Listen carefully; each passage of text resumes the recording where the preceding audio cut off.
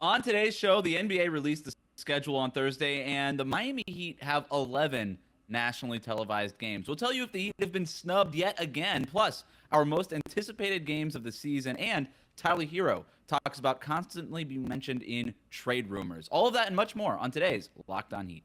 You are Locked On Heat, your daily Miami Heat podcast. Part of the Locked On Podcast Network, your team every day.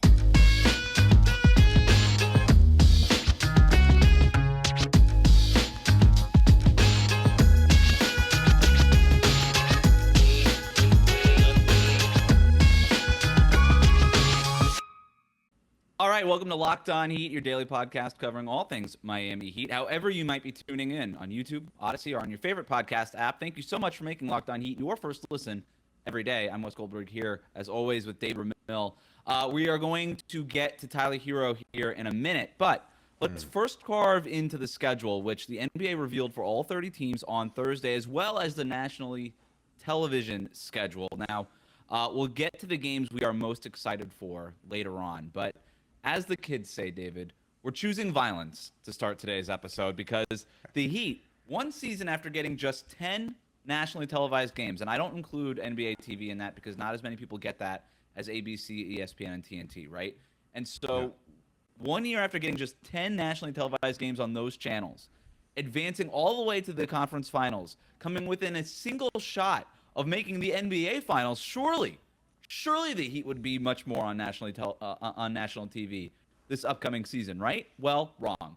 All of that resulted in just one more national TV game appearance. 11 for the season. David, have the Heat been disrespected again? No, they haven't.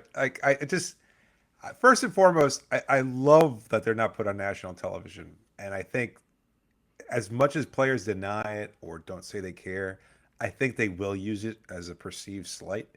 They did last year. I think they will again this year. I think they used it as motivation during the grind of an 82-game season to say, oh, you'd rather watch Memphis, who hasn't done anything? Sure, we get it. We'll take care of business. We'll just do what we do and just continue to beat opponents through the regular season. So I think that's a big part of it as why I don't feel like they've been disrespected. Two, I totally understand their perspective. Like Jimmy Butler is one of the best playoff performers that we've seen in our lifetime. And that's completely fair to say also that he is not necessarily the kind of star that you tune in to see during that 82-game stretch. Like he is just not as marketable. I think that's just a reality. I think he also isn't always available, which has been something that we've seen over the last couple of years as well. He doesn't necessarily put on those transcendent type performances during the regular season that we see for the playoffs. And to be honest with you, I'm quite fine with that. I don't think I need to see him put up a 40-point triple-double in February against the Orlando Magic. Like that doesn't matter to me. I'd rather have him save that for the playoffs. So aside from Jimmy, who is the player that fans in Toronto, Sacramento, Portland, etc., are tuning in to see? Is it Bam and his, flirting with a triple-double, maybe a 5x5 stat line? Like that's not sexy. Tyler Herro, maybe, but I don't think he's there yet. And plus, there's no guarantee. Now, I'll tell you what, if they pull off that trade that we expect them to and somehow acquire Kevin Durant, I bet you they're going to regret that decision. But for now, I can totally understand the perspective as to why they weren't put on national television as much. And I don't feel like they were necessarily disrespected. Do you? I don't. And unfortunately, and this is what I tried to explain when I was talking about the Christmas Day schedule, where Miami was not included in that, and the Knicks, for example, were, and obviously a bunch of other teams. And one of the things I was trying to explain is, look, it's not about team success. If you think that the schedule, the national television schedule is broken down by team success, you're wrong. Like, that's just not how it works. The reality of it is that it's jersey sales, it's social media influence, it's all of these other things. And if you look at the top 10 players in jersey sales last season, all of them, not named Kevin Durant and Kyrie Irving, simply because we don't know where they're going to be playing next year, are playing on Christmas. And so it kind of is the same thing over the course of the entire regular season. It's not about who are the best teams and how can we watch them. It's who are the biggest stars and how can we watch them across the country. And rightly or wrongly, Jimmy Butler is not viewed as a star. Now, it's something that you and I have explored a lot. He's got a great personality. He's honest when he talks to the media, at least more than some other stars are, at least more open and says more things. He's great in the commercials. Like that Michelob Ultra commercial, I think is hilarious. I think it's a good commercial, and he's good in them. He's one of the best 10 players in the NBA. Why he has not been able to break the barrier from star player to celebrity is beyond me, because he's not. He's not a national celebrity. And so we could explore just that, but that's not really the fact. Is it just hasn't happened. And so and how do we know that? Well, because he's not in the top 10, he's not in the top 15, not in the top 20 of NBA jersey sales. Kids just don't care about Jimmy Butler. His brand of game isn't sexy. He's not launching 30-footers. He's not, dunking from the free throw line. He's not doing these things. I think Tyler Herro is actually the closest thing that the Heat have to be a superstar, because kids like Tyler Herro. And it's about the kids when it comes down to it. And so about the next group of viewers that are going to be paying a lot of money to pay for your product. And just Jimmy's not that marketable. Bam's not that marketable. Tyler is, and yet he's just not as big a name yet. Right. Like if he makes an all-star campaign, we'll see. Yeah. Right. Yeah. He could get there. He's got the kind of game, the kind of flash and sizzle that could get him there. But for another guy who he's compared to a lot, Devin Booker, it took him a minute, right, in Phoenix early in his career. And now Devin Booker is one of the top, I think, 12 guys in jersey sales now, and he's on national TV all the time because people like to watch Devin Booker. Well, because the Phoenix Suns are good too, and because Phoenix is good, and Devin Booker is arguably their best player. And so, maybe Tyler eventually gets there, but not right now. And so, I'm with you. I don't think it's a sign of disrespect. I know that people are going to look at Philadelphia having 23 national televised games. The Lakers Harden's having a huge 27 name, of them. The Knicks have 13, and that's mind-boggling. The Knicks thing, and again, I said this during the Christmas. It's New York. It's Madison Square Garden. That is the star. The Knicks don't need a star. They just, by virtue of playing in New York City and at Madison Square Garden, that's the star, and it's there every single home game. And so, plus they'll likely have Donovan Mitchell on their roster, and I think that's where you'll start to see it. Well, that is anticipated because the Knicks versus the Jazz in Utah is on TNT. They've already scheduled that, so they're already anticipating it. Somebody in the league office knows something we don't. So the Heat don't have that player, unfortunately. Now, as I agree with you. I'm not. Even if KD was on the roster, if KD was even on this roster, would he be like a sexy enough name? Like we just talked about this. Yes. Is he? If Durant is on the roster, that number only because it's like Miami with KD. Number. Yeah, it's 20. It would be Philadelphia's got 23 games with Harden and Embiid, two of the top 10 guys in jersey sales. It would be boring as hell to watch. Boring as hell to watch. What? Yeah, I mean they're boring as hell to watch. But it's James Harden and Joel Embiid, and people know them. And that's the end of the formula here, David. Like it's just okay. Like Memphis has got 20-something national TV games. Why? Because John Morant is a superstar, right? Doesn't mean John Morant is better than Jimmy Butler, but John Morant is a superstar. The kids he's a celebrity. He's not a superstar. He's a celebrity. The super is the star. The super is the celebrity part. He's a star player because he's an all-star. And the super is the celebrity part. That's why Jimmy Butler's not a superstar. Jimmy Butler's not a superstar because he's not a celebrity. Will the hair help or hurt? Will it help or hurt? Those extensions better come off by the time the regular season starts. We'll see. Well, can I just add one thing here? Yes. Like, you can't have it both ways. Like, Heat fans are like upset at the lack of personnel moves, that they didn't swing the big trade, or they didn't sign the big name free agent, or even pull off a minor trade to upgrade the roster. You can't woe is me your way through the offseason and say, oh, this team is going to drop precipitously, and then go, but they were really good last year, and expect something different to happen when it comes to the national TV schedule. Like, you can't have it both ways. It just doesn't work out that way. Either the team's good enough to get your attention during the offseason and say, well, then I'd like to watch them 20 times during the regular season on ABC or whatever. Or it's just like, you know what, maybe they're not that good, and I can understand why they're not putting them on a national television much more. It's the same team, minus PJ Tucker, but it's basically the same team. Why would they get more national televised games if you're just bringing back the same team? I'm with you. I don't know what people really expected. If you thought that the Heat were going to get 20 nationally televised games this season, I don't know what NBA you've been watching for the last decade, because that's just not how it works. Right. Now, if they get even Kyrie Irving, who is, last I checked, I think 10th in jersey sales, the number would have gone up. If they just don't have that superstar celebrity style kind of player, they just don't, for whatever reason. That's fine. That's fine. And that's where it is.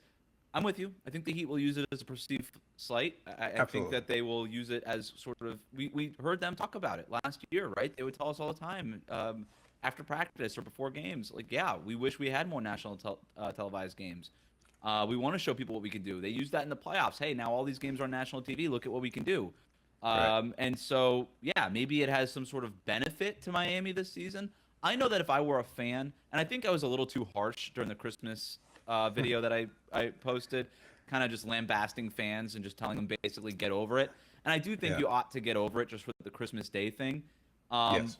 But I do understand being a fan and wanting to see your team on national TV. Nothing against Bally Sports or anything that they're doing over there, but the pomp and circumstance around like the ABC game is really cool. Like a big Thursday night on TNT when you've got like Charles Barkley and that whole crew talking about your team. It's cool. It's cool. When you have it on ESPN on a Tuesday night or whatever night they have, and then they basically the NBA Today thing is they're hyping up your team because they want people to watch the game that night on their channel. That means that they start talking about you a little bit more. So I get it. I understand that. But until the NBA decides to go with team success and not celebrities, then this is just the way it's going to be. Or until Miami gets the star that they want, and they want the star to try to win a championship. The symptom of also that is that if you get that other star, chances are you're going to have more national TV games too. I will say the biggest casualty of this is Bam's quest for a defensive player of the year, because I think that really hurt him last year.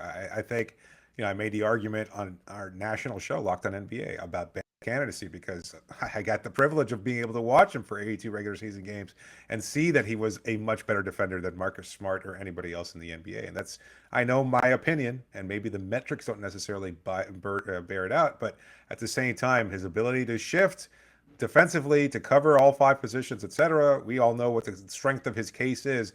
For your typical fan who doesn't appreciate what Bam can do and maybe only saw parts of what he could do during the playoffs, and even then the context shifts because it's like, well, why is this guy even an all-star candidate when he's not putting up 30 points per game, etc. Like that's the part that really sticks in my craw a little bit, is that Bam's game is so underappreciated, I think, on a national level, that I'd like him to get much more respect and much more just a general awareness of how good a player he is. It's a good point. The best thing that Bam has going for him is like the NBA nerds who get to vote on it, who just know more, and they're like, well, you didn't watch Bam, but I have League Pass, so I watched him. Now I'm going to vote for him. So maybe there's a way that they could flip. I don't know. But it's a good point, and it's an accurate one. All right, what are the most anticipated games of the upcoming season? David and I are going to decide via a games draft. We'll explain and do that in the next segment. But first, remember to drive sober or get pulled over. It can happen so easily. You're out with your friends or your coworkers. You're putting back a few drinks, and a few drinks becomes a few too many. It's time to go, and for a moment, you think of calling for a ride. But no, you're a good driver. You live nearby. You can make it home okay.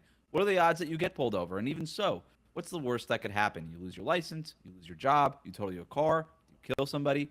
It only takes one mistake to change your life or somebody else's forever. So play it safe and plan ahead to get a ride. Drive sober or get pulled over. We're going to talk about Tyler Herro's comments about always being mentioned trade rumors later on. But right now, we are going to get to our most anticipated games draft. So here's how it's going to work. You and I have the schedule in front of us. One of us, I think we'll just do this. We're not going to do it snake because it's only two of us. So we'll just go one, we'll just take turns here. You go ahead with the first pick. You're going to draft the game that you are most excited about, right? And then I'll go, and then you'll go, and then I'll go. And we'll do that until we get to like the top 10 or so. Yeah, it's tough. I couldn't think right away like which was the game that was most appealing. Like it has to have the kind of element, the tension there between the two teams. It has to have relatively big names, but also some fuming bad blood between them. I think that's always important. And so I went with the number one pick, the first matchup, the second overall game of the regular season, October 21st versus the Boston Celtics. I think just the fact that it's on national television. Also, you're taking on the Celtics. Possibly with Kevin Durant, possibly without him. I think a lot of different factors there. Yeah. I think it's just a huge game, and again, an early season test. This is not just the fact that it's a previous matchup from the playoffs, but also the fact that you want to be able to gauge who you are against the very best teams in the Eastern Conference. So I think this is a huge one. That was going to be my first pick if I had the first pick. I think it's the right one. Second game of the season on ESPN. The Celtics, last time that we saw these two teams play each other, Jimmy Butler's three-pointer that could have sent them to the finals was rimming out, right? Yeah. And so obviously we want to see them. Later on in the season, they play in rivalry week, right? And so like these are two teams that are at least viewed or at least being packaged and marketed as rivals. And so, yeah, cool. Let's see them. I could go with the rivalry week game on January 24th. It's on TNT. It's also in Miami. But instead, with my first pick, I'm going January 14th. It's a Saturday against the Milwaukee Bucks. It's Miami's only ABC broadcast of the season, middle of the afternoon on a Saturday. I love those games. It's the closest thing I think that the NBA has to the NFL kind of feel of things where you just have, games starting in the afternoon and kind of going all day. I think the Saturday showcase for the NBA is really well done. I think the ABC broadcast is just bigger, and this game is going to be in Miami too, so I'll probably be there. January 14th, it's Milwaukee, it's Giannis. There's still some history between Milwaukee and Miami. I'm going to pick that. That's going to be my first pick, January 14th. Yeah, it's a great choice. The fact that it's two consecutive home games against Milwaukee there. They play on Thursday, they play again on Saturday. So can we talk about that? Because that's a lot. There's a lot of those games. For a lot of teams, right? I looked at like a few. Cleveland, Atlanta, I think. Toronto early in the season. Yeah, Toronto, exactly, yeah. I kind of just picked like randomly some other team schedules, and that's kind of going on in the NBA. And it's something that they've talked about in the league office and among teams in terms of just sort of shortening schedules and travel. Shortening travel. That's what it is. Good. And preserving the players, keeping them healthy, because they're so tired of, they've made it a much bigger deal than I think a lot of fans have. But the whole, taking a game off for rest and things of that sort, they don't like the way it's marketed, and your more casual fans don't understand why players rest, and they call them crybabies, and they should be out there. And I paid good money. Well, now you have double the opportunity. If Giannis misses that first game on Thursday, there's a good chance he might be healthy enough for that second game on Saturday, and then you can go see that superstar when he's in town. I remember talking to Steve Kerr about it though, and he and I have sort of mixed feelings about this at the same time because, and this is a point Steve Kerr brought up, like Giannis, for example, in Milwaukee. Let's say that he's hurt, like he's got an ankle injury the week before or something, and he's just not, he's like legit not able to play January 12th and 14th. It's not sort of one of these fake rest injuries. Like he legitimately is injured. Well, there's your two opportunities for the Bucks to come to Miami and see him. Maybe he's available the following week. And instead of, Milwaukee coming to town in a month, he's basically just out, So if your star player has a legitimate injury, then there's no chance at the home. Now, that's sort of a one-off, kind of probably a rare sort of occasion, but it is a little strange. But obviously that the NBA, they had been thinking about this over the last few years, and they decided, at least for this season, to give it a try. What's your next pick? I've got Wednesday, December 28th versus the Los Angeles Lakers. There's always something about those random games against the Lakers. Obviously, LeBron coming back to Miami. Just big atmosphere. Another test against a Western Conference powerhouse of sorts. It's just more for the names that it brings out. It's also kind of just during the buzz in between Christmas and New Year's, too. The whole holiday season, everybody's off. Or if they're lucky enough to have time off, you're celebrating. It's just a whole festive atmosphere, I think, also. So that's something about that game that always brings out the best performance of players. I think they've had a number of games versus the Lakers over the last few years, right around this time, when I don't know for what reason they might schedule it, but it seems like they've always had these kinds of games before, and it always brings out the best. Like you'll see a very good, if they're both healthy, LeBron James versus Jimmy Butler battle. That's probably going to be one for the ages. My next pick, April 6th, late in the season, third to last game of the season in Philadelphia, Thursday night game on TNT. Why am I picking this? Well, it's Philadelphia. They have Joel Embiid, James Harden.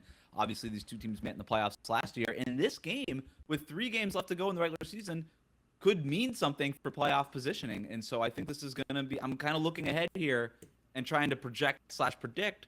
But I do think Miami and Philadelphia could be close in the standings. I don't think that's a wild thing to say or anticipate. And with 3 games left in the season, this could really matter. So I'm going to go – and like I said, Thursday night, TNT, you get Ernie and Chuck and that whole crew. I always like that. So I'm all in. April 6th at Philadelphia. That's my pick.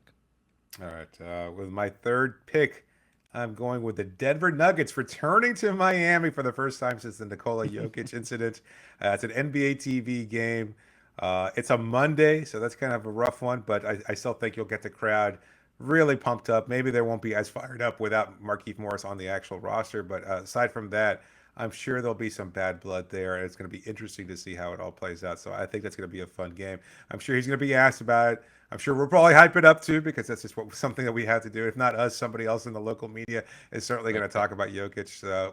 It'll drum up some bad blood for sure. So it'll be a festive attitude for a Monday night game. I'm going to go the next one, December 17th against the Spurs. This is the game that's in Mexico City. And I know that the kind of people roll their eyes at that. I don't know. Maybe I'm just a sucker. I think this is really cool. I think it's really, really cool that the NBA does, like, they have this game in Mexico City. They're doing a couple games in London. If you're a fan of your team, I know for the Spurs, it kind of sucks because you're losing a home game. And if you were maybe a Heat fan living in San Antonio, now you don't have a chance to go see them unless you, of course, go down to Mexico, which, it's not as far from San Antonio than it is from Miami. But I think it's really cool to sort of put your team in front of an entirely new fan base and new market. And this is the way you build an international fan base. I think it's a really smart business thing for a team like Miami to do. And so I think it'll be really cool. And I'm really interested to just sort of see it. Like, let's watch a basketball game in Mexico. I want shots of the crowd. I want to see how they do it in their arena and how they sort of put it all together and show it off. And so I'm excited to watch that one. Yeah, it's not as bad. Like the travel thing, it's the third game of a 4-game road trip where they play at Indiana, Oklahoma City, Houston, then travel further south to San Antonio or Mexico in this case. So I think it'll be fine to get 3 days off between that game and the next game at home versus the Chicago Bulls. So it shouldn't be so bad. And I think it's a fun opportunity to see them elsewhere. And I imagine the Spurs will probably be viewed as the home court, but I wonder if they'll have more support there also just from Mexican fans in general. So it should be interesting. Yeah. What Heat player addresses the crowd in Spanish? Do they have a player who speaks Spanish? That's a good question. I don't think they do. I think Jimmy Butler has. Yeah, I don't know if he will. I'm very curious to see Tyler, if he's still on the roster, butcher his way through "Thank you for watching us" or "Bienvenido" or something like that. Like, I can't imagine what he's going to say, but it's going to be hilarious. It'll be Jimmy. Jimmy? It has to be Jimmy. He's the captain. I remember Luka Doncic like addressing the crowd in like perfect Spanish, like, which is incredible because he's Slovenian, but there he was talking in Spanish. So I don't think there's a player on the Heat roster. It could be Bam. He could be Bam. I could see him trying to get his way through. Bam is. I mean, it could be Udonis if he resigns. I mean, he's lived in Miami his entire life. He's got to know enough. No, dude, he's not. I don't think there's enough any for just hola, bienvenido, like. The words he knows in Spanish, he's not using to address the crowd. How about that? Maybe he does. Who knows? If anybody would, it's yeah. Hey, chingado. Yeah, no, I don't think that's going to drop. I don't think that's going to work so well. Anyway. The January 8th game against the Brooklyn Nets. It's the first matchup against the Nets. Yes, it is at home. It's another home game there. I think it's just, again, it's the Nets. One version or the other of those two teams will be facing, perhaps with some players that were formerly on each other's roster. I think it'll be a lot of tension there. Okay. It's again another good competition game. If KD's still on the roster, or if they're going through turbulent times, if they wind up not making this trade, or if not, it starts building up slowly towards the trade deadline. I think there's another game slowly, right before the trade deadline that I consider. February 15th at Brooklyn. So that's right before the trade deadline, right before the All-Star game. That could be the final home game for Kevin Durant in a Nets jersey, etc. So it's always a good one. But I went with January 8th because it's the first matchup between the two. Do we know when the trade deadline is? Isn't it usually right around the All-Star break or right before the All-Star break? I think. Well, it's been before, and so I think it's usually hovered around the 10th or the 9th or the 8th, and it's usually that Thursday because the Thursdays is apparently the NBA day, and so I'm thinking it's going to be February 9th. I'm thinking it's going to be February 9th, and last year it was February 10th. But would it be? It would make more sense to be like on the 16th, right? Like right before the All-Star break, rather than like what they did with Boogie Cousins, where he was like traded during the All-Star break. I think, like, you'd want to have at least the cool down period going into the All-Star break. I think, but maybe a week is enough. Sometimes, yeah, I agree with you, but it just hasn't really been that way. Okay, I could see it. I don't know. We'll see. We'll see. So either way, that makes it sexier. That's a better pick then, because it's like it's a strong fourth pick. January 8th game. It's like maybe Durant's no longer there. Who knows how it'll play out, obviously. But well, I've got, in the spirit of the trade deadline, my next pick. I had February 10th at home against the Houston Rockets, and not because I'm a big Jalen Green guy, but I've seen a lot of that. Could be Am I the last person to like have any kind of belief in Jalen Green? Because I know a lot of people seem to think that he's a heck of a player, and I just don't see it. I think he's gonna be good. I don't know if he's gonna win like a championship. I think he'll be a good player. Okay. But that I'm assuming that's going to be the first game after the deadline, and I'm also assuming that this deadline is going to be active for the Miami Heat, based on basically everything that they've telegraphed about their roster and how they've structured these contracts and everything like that. So I've got February 10th against the Rockets again, not just because I want to watch the Rockets, but because I think that could be the first time that we see a new look Miami Heat team.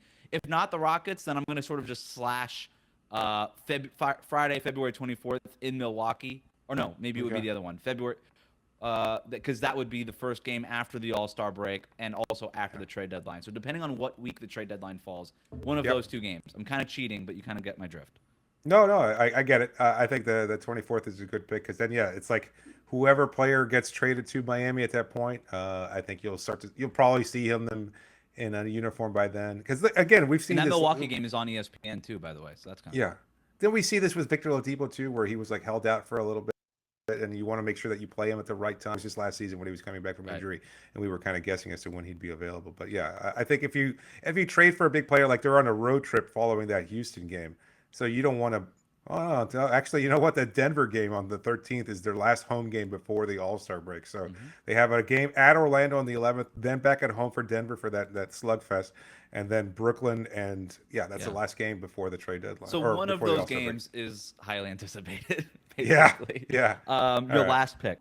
Last pick. It's a weak one, but I think it's going to be a fun one too. It's the last game of the season against the Orlando Magic. Always something unpredictable there.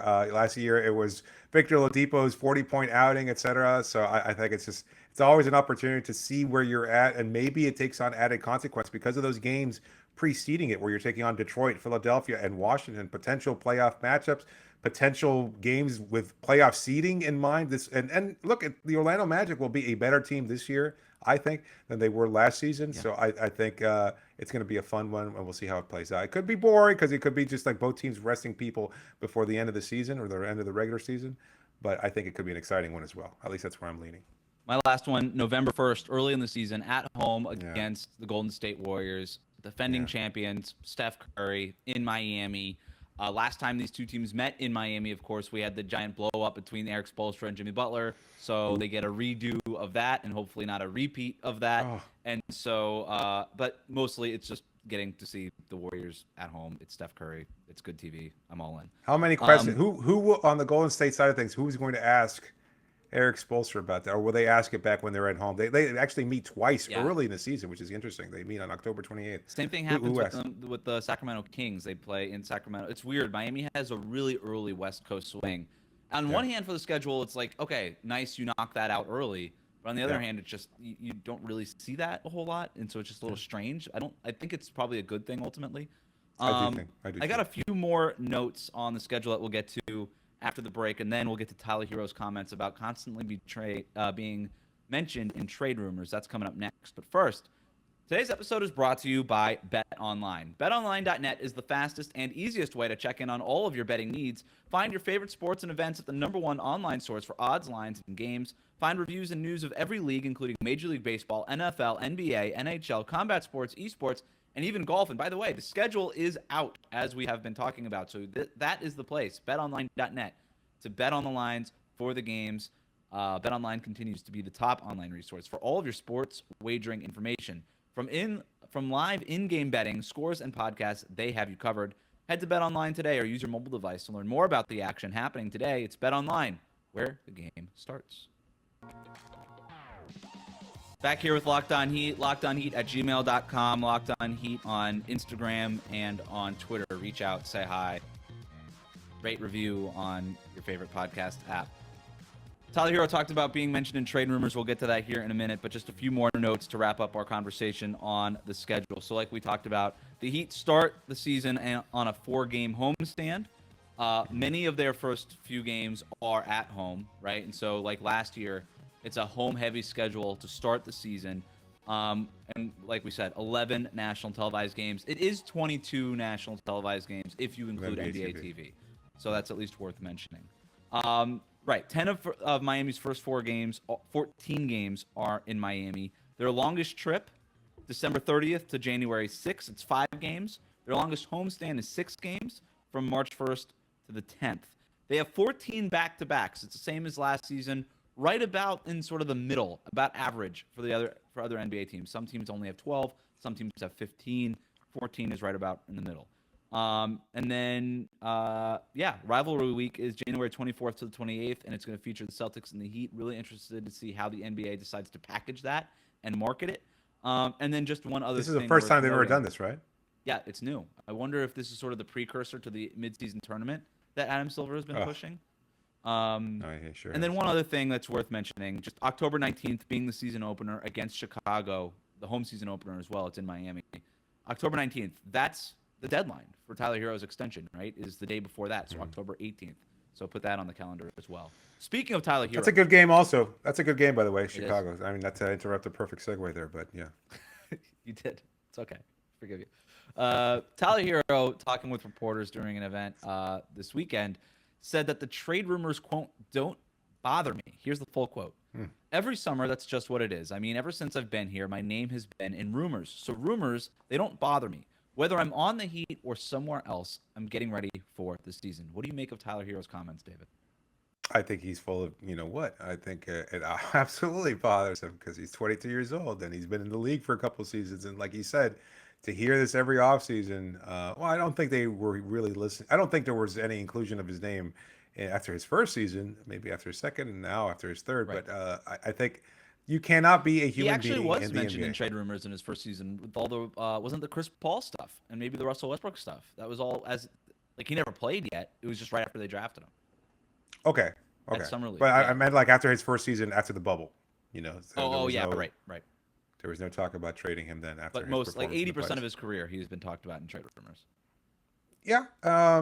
I still think it bothers him. I think it bothers every NBA player. Like unless you ask for a trade, and even then, there's an element of where am I going to get to?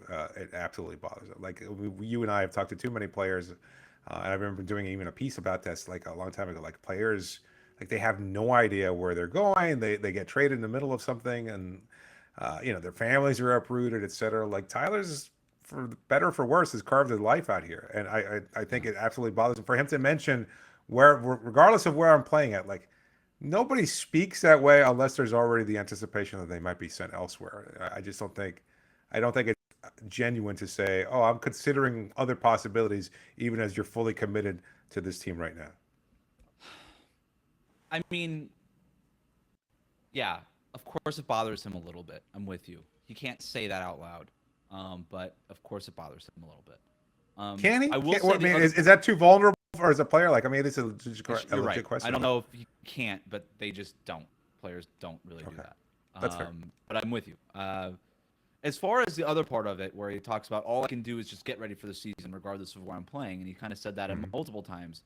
That part I do buy. Like that is how players do respond to this stuff. Is control what you can control, right? Yeah. Exactly. And so let me just get in the gym, and do what I do, and that's just what I'm going to do, and that's apparently what he has been doing. And so I get it. But I remember talking to Tyler Herro last season for a piece that I did for the Miami Herald about him and asking him, and this stuff didn't make it into the story, but I remember asking him just, about being in Miami and obviously coming from Milwaukee where he grew up to Miami, it's a huge difference. And he just couldn't stop smiling talking about Miami. He loves it here. Yep. And I do think that the fans really love him and embrace him in a meaningful way, in a way that we have talked about a lot on this show. Unfortunately, it does make him the most tradable asset on the roster, at least for now, right? And if they sign him to this contract extension, he can at least avoid the trade rumors for a calendar year because that poison pill provision basically makes him untradeable. And so I'm kind of rooting for Tyler Herro to get that extension just so that he can avoid this for a while because I feel for him, man. Like I do, and I understand it comes with the territory of being an NBA player. I'm not one of these people that say, wow, this is really kind of lame how you can just be somewhere and sign a contract and get traded. That's the job. It just comes with the territory. You knew what you were signing up for. It's not like you get to the NBA and you're like, wait, I can get traded? Like that's not news to these people. So I get that. But I do wonder what happens because we're seeing in the future. Again, I'm assuming that Tyler Hero does get this extension. Now, maybe I'm wrong for assuming that, but assuming that he does get it, and you're able to sort of kick this can down the road 3 or 4 more years, depending on the size of the extension. We're seeing something play out similarly right now with Boston and Jaylen Brown. Jaylen Brown, similar to Tyler Hero, just always the guy mentioned in trade rumors. Jason Tatum is like their Bam Adebayo, right? Just untouchable. Like, if we're going to make a move for a superstar, the idea is to pair the superstar with Jason Tatum / Bam Adebayo, right? Those guys are untouchable. But if you're going to trade one of your young studs, it's either going to be Jaylen Brown or, in Miami's case, Tyler Hero, in order to upgrade and get that star player who can contribute right away now. But with Jaylen Brown, we're seeing it play out even now. Him being mentioned in the Kevin Durant trades, just like Tyler is, where there's kind of in league circles, people speculating, hey, is Jaylen Brown just going to be like over it in Boston and say, look, you guys never really respected me enough to keep me out of these trade rumors. I know you've been talking about me in Anthony Davis or Kawhi Leonard or Kevin Durant trades. Like, I'm a free agent now. I'm going to get out of here once his extension is up. The extension that he already signed, the one that Tyler Hero is currently up for, the rookie scale extension. So if Tyler Hero signs this and the trade rumors just persist, even after the poison pill provision kind of expires going into next season, and he's still just in every star trade rumor that there is involving Miami, does he, at the end of that extension, say, you know what, I'm just sick of it. They obviously don't want me here as badly as I wanted to be here. I'm going to be an unrestricted free agent at the end of this thing. Let me go test the waters and go, and maybe Miami loses him for nothing. I don't think that could be the calculus. I don't think you can really factor that in if you're Miami's front office and you're trying to upgrade your roster. But I think it's worth mentioning here on this podcast because, again, like I'm saying, like we're seeing it play out with other teams, other players. No, I think you're spot on there. It's a great point. I think Tyler would feel slighted. I think he will carry a grudge. I don't think there's any way around that. Like I'm not looking into the future, nor am I'm totally speculating, and nor have I asked him about this at any point. I just don't think that you can be that kind of player and hear that constantly and not say, what the hell? I mean, we've heard from multiple sources that Bam is that guy. And I know that Tyler probably doesn't see himself in the same echelon as Bam, but he might. It might not be that far-fetched. And if he's hearing Tyler Bam... sees himself in the same echelon as Luka. As Luka Doncic, yeah. I guess so. Well, it's just in the same conversation, right? I think a lot of that was blown up too. But in any case, having said all that, like he does think highly of himself. He is probably sick of it. He'd probably just rather not have to deal with it at any point in time. Yeah. And yet he's constantly dealing with it. So I'm absolutely sure that it's going to have some kind of negative impact. And then, like you said, however, it can't stop Miami from doing it. And I think it kind of speaks to that piece that we read from Zach Lowe a few weeks ago, where he was talking about like how other teams view him, how other front offices view him. He's like, he's a fine player, but you still have questions about how good he can be. Can he be great? Maybe, but a lot has to happen in order for him to reach that way. And that's what keeps him in this nebulous area of being really good and not good enough to like hang on to and be untouchable. And also, because of his low contract number, eminently tradable. So there's a lot of different factors there.